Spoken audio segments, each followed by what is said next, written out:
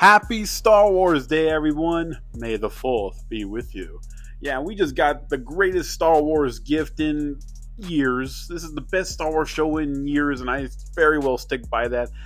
Maul Shadow Lord is finally concluded, and God, we gotta talk about this.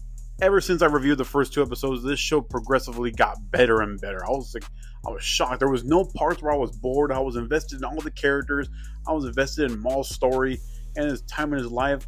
At first, when I saw the trailer, I'm like, oh, it's just stuff Darth Maul did one time. We got nothing more to say. It's not going to be that entertaining. And this show surprised and blew me away. It had so much new stuff to show us, so much more information to unfold. And oh my god, the fights. Oh, the lightsaber choreography are so raw and savage. Every fight is like full of rage, and you just can't help but love it. Even when it's not Maul hacking down crime lords and beating common criminals, when they're actually fighting on lightsaber combat. Oh, it's choreographed at its finest degree. Lucasfilm animation gets better and better. This Clone Wars style series, these are like gems. They're like big, nice gems. We get every so often, and when they come out, they bring their A game. Like Maul versus the Inquisitors. Those 2 Inquisitors are badasses and done more justice in this show than they were in their live-action counterpart. And I'm sorry to say that, but they are. And it is kind of funny to me how Maul is struggling with these 2 Inquisitors, and yet Ahsoka Tano kills them both with ease. But when we first saw these guys, it was definitely underwhelming because they look so awesome. Their designs are cold. They're great. I'm like, those guys are going to be some badasses. And when they got smoked like that, I was like, okay, they're not that cool. But now when this show, they are just as badass as you wanted them to be the first time. This show did them justice, and I'm very happy they did it.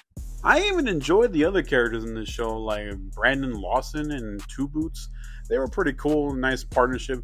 Especially seeing cops in Star Wars, I think that was a pretty cool thing to see, since we've never seen it before. And also the dynamic he had with his son and also his partner.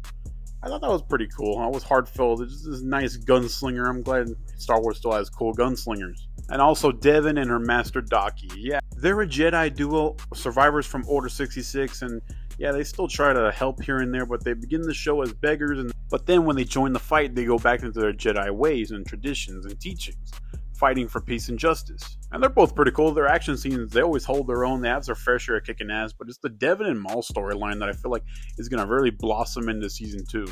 This show's going to get a season 2. It's already been confirmed.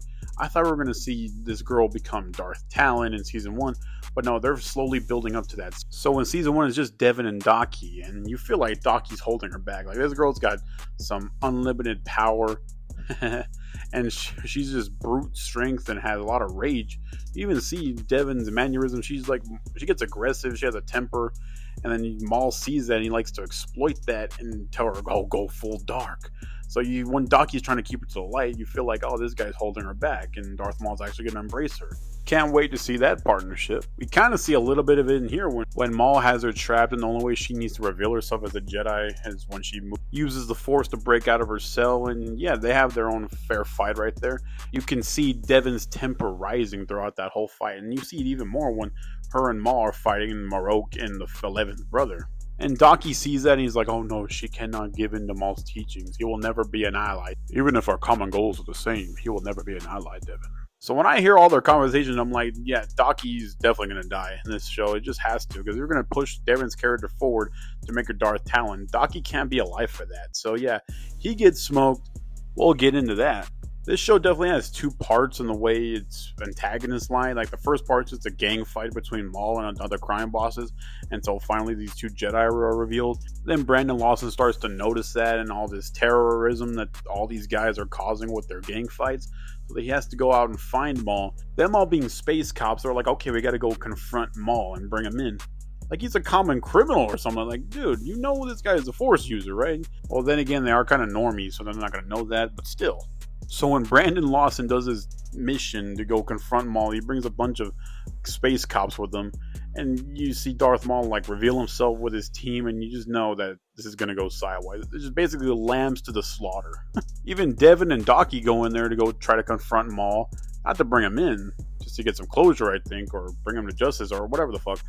And they even struggle with him. So it's just Maul's too skilled for all this. Being the only Force user, Dark Lord or Shadow Lord, he's invincible. Then even Two Boots being so by the books, he's like, we're outgunned. We're outgunned. You're going to kill more people the more you try to do this, Lawson. How many lives do we have to lose? So Two Boots, being the sneaky little self he is, he calls in the Empire. And this planet has no Empire jurisdiction ever. It is one of the planets that was never touched by them. Until finally, the Star Destroyer comes in. Marok and the 11th brother come in. They're like, oh, okay, we're the only ones who are going to bring in Maul.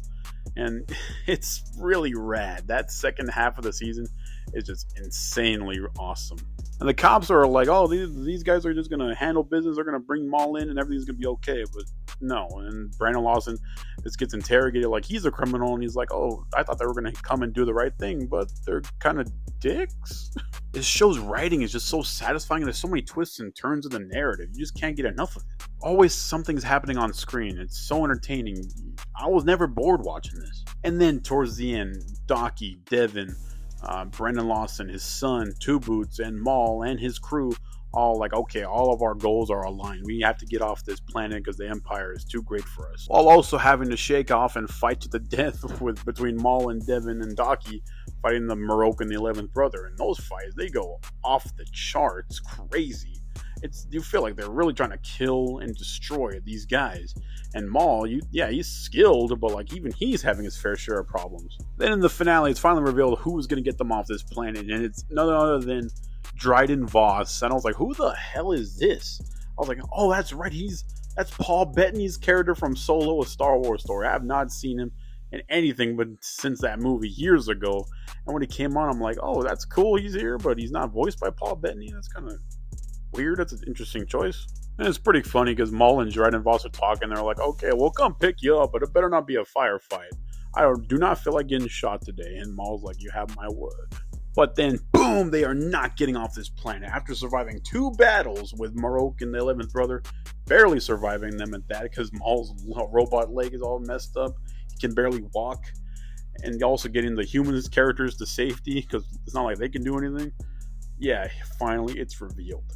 He returns. You hear the...